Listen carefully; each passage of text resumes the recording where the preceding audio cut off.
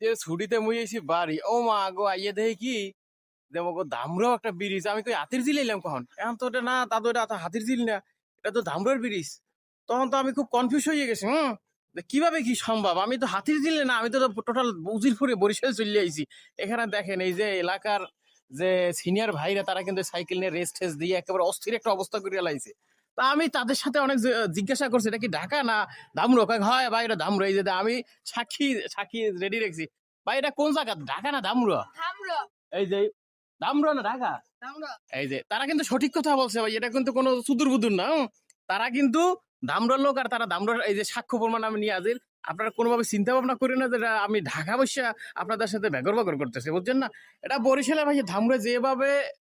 করছে এটা যদি মনে করেন ফিটিং সিটিং করে সাজাই গোজায় নতুন পরিস্থিতি কোনো অংশে খারাপ দেখাইবে না এটা দেখতে আপনারা অনেকেই চলে যেতেছেন তবে নেক্সট টাইম আরো আইবেন এটা আমি শিওর তবে এটার জন্য আসার জন্য আপনাদের কাছে একটা রিকোয়েস্ট অবশ্যই ফুচকা হাতে করে নিয়ে আসবেন আইসা পাশে বসে খাবেন ধন্যবাদ